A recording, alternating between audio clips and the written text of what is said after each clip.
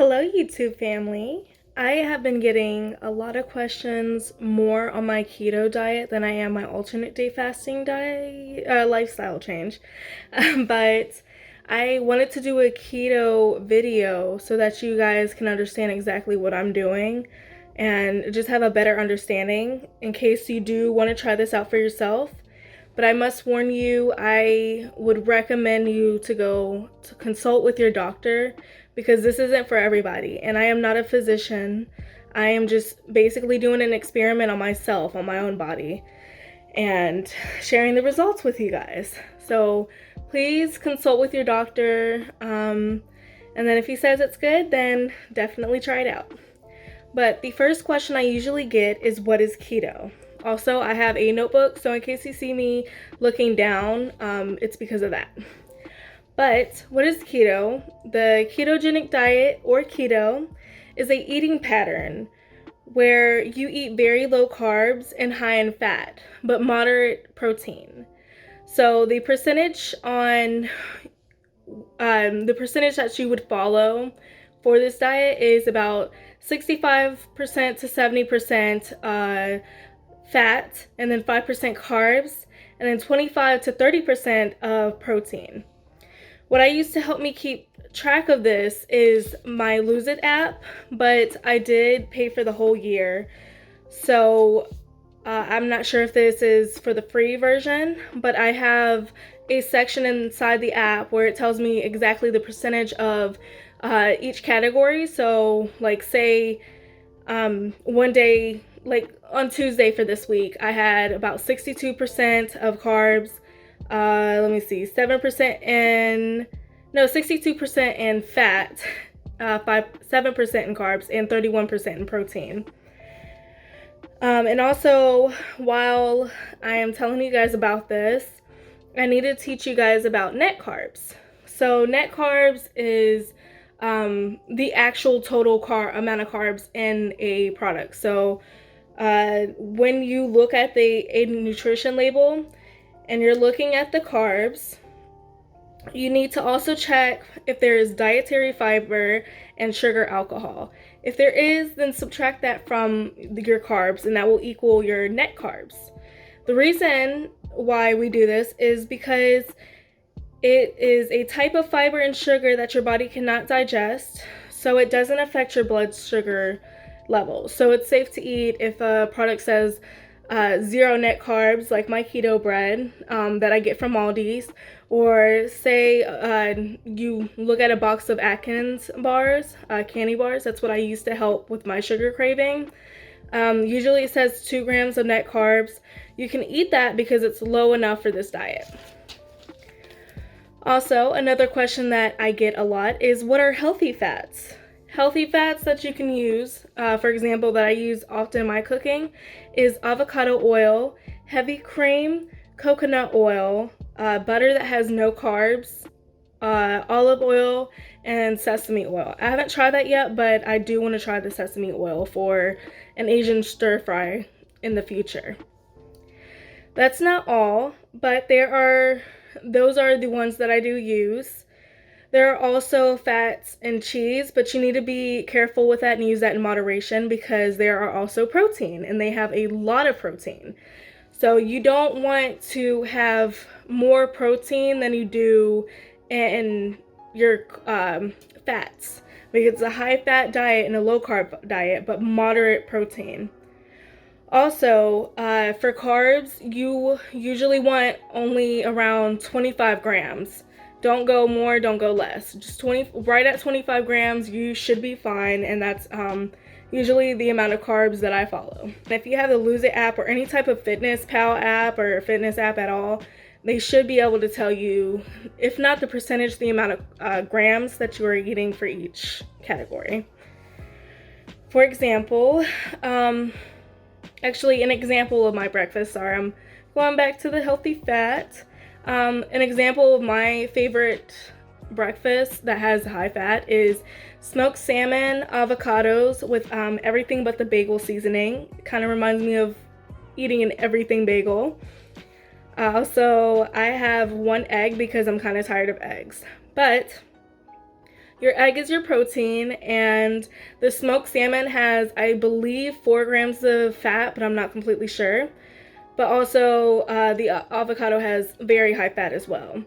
And this breakfast, usually it's my go-to, and the reason why it's my favorite is because it gives me, if not all, it gives me most of my fat for the day. If not, it gives me a very high boost so that I don't have to struggle finding fat in my days. Also, if you're cooking and you're meal prepping, you can use butter, you can use all those oils in your cooking, and there's your fat intake.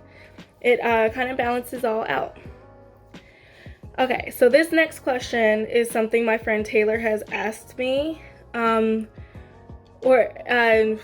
don't know if she asked me, but she did bring it up. But another person did ask me this. Do you feel restricted in your diet? And the answer to that question is no. Because it's very creative. And more often than not, that there are substitutes for everything. Sorry for my stutter, you guys. I kind of think more ahead, and I'm trying to keep a nice pace. But anyway, the substitutes for this diet are often more delicious than the original product. Because, for example, I love waffles. I do. And I can't have them, not the regular kind. So I make chaffles, which is keto waffles, which is how you make that is 1 egg and a half a cup of mozzarella, but I also add cinnamon and vanilla into mine. And I use sugar-free syrup, and that's usually a good bit of my fat, and it's another good breakfast booster for your day. But also another thing I need to tell you guys about this diet is you cannot have processed foods or sugar. And I know you are probably freaking out right now because you can't have sugar, which I understand. I do understand, because I had a food addiction. I used to eat when I was stressed out, like almost all the time. So sugar was a very common thing that I would reach for. But it's good that you can't have this stuff because your body can't handle it anyway. You get more bloated and tired than usual, and ever since I gave up sugar and processed foods, I feel a lot more energetic. I take less naps, which I used to take naps very often, and I don't know, I just feel a little bit better. And also my skin has been clearing up because I haven't been putting that crap into my body. Treat your body like a temple, you guys. Also, this is the longest I've ever been without sugar, and I do feel amazing.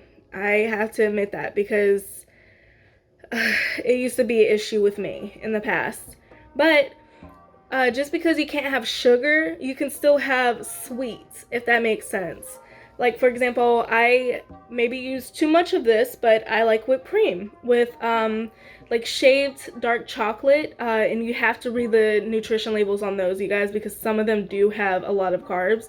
I think mine has about 2 grams of carbs, 2 or 3 grams of carbs, and I don't even use that much if I'm just shaving it on top. But that is an example of what I like. I also use elevation bars at Aldi's, the carb conscious ones, and I use Atkins. Now, Atkins is a little more expensive than the bars I use from Aldi's, because it's about $6 a box.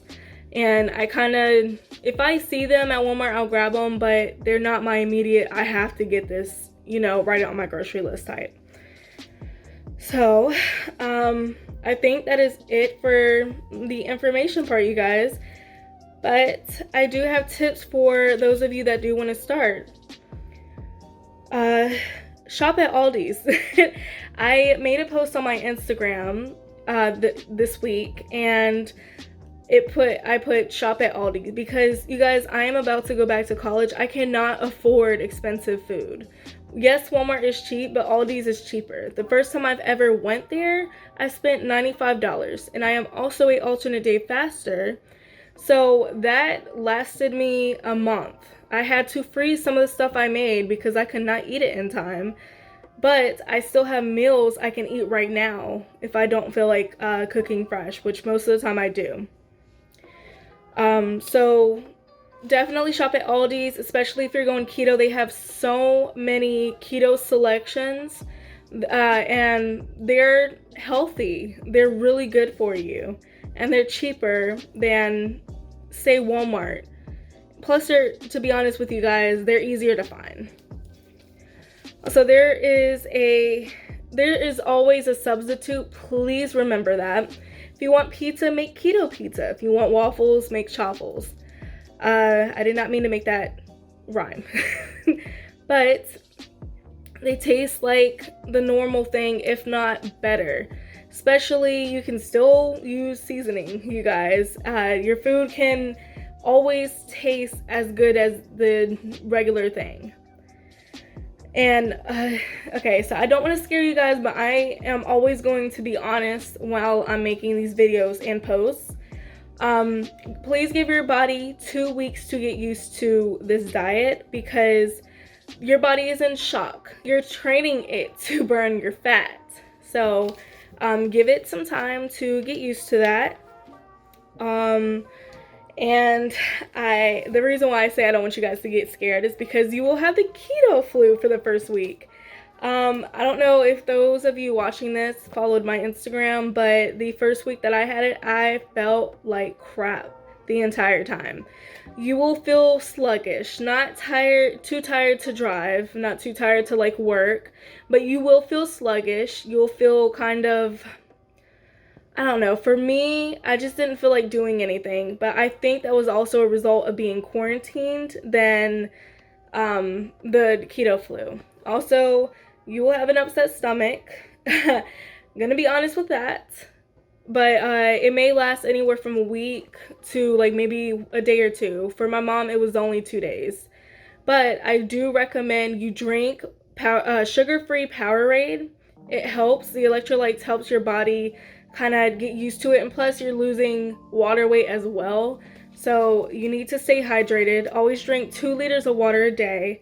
That will also help your skin, but it will also help your body be able to, I guess, be more energetic is the word I'm thinking of. But also take vitamins. I take magnesium and potassium specifically for this diet. I heard that read that it helps. And honestly, my stomach does feel a lot better since I took them while I was on my keto flu. It helped a lot. So if you can afford it, go get the vitamins. Also take a multivitamin to help your body get the nutrients that it needs while you're on this diet. Also, my last advice is to join a community. Now, what I mean by that is join a Facebook group that has keto in it, that talks about keto.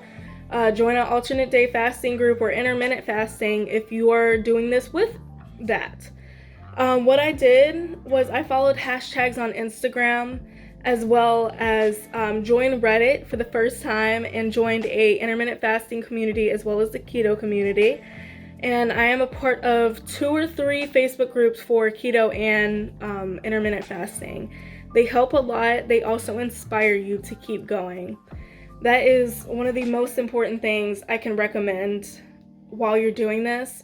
If you are like me and you give up a lot, then join those, because I honestly don't know how more I could have went during my first month without them, as well as support from my family and friends and you guys. All of this is helping me keep going, as well as the motto, I'm not giving up this time. I'm not quitting. I'm not going another year of thinking, dang, last year, if I just stuck with that diet just a little bit longer, I could be thin now. And honestly, that's unhealthy. Just think of this as a lifestyle change. That's what I do. because I am in this for the long run and I want to get healthy. That's one of my major goals. Also, be sure to like and subscribe this video. I will be making videos most likely or posting them Sunday. In the future, I want to do an alternate day fasting video, but there's also a Rachel Sharp video where she covers that already. So if you want to watch that instead, that's fine.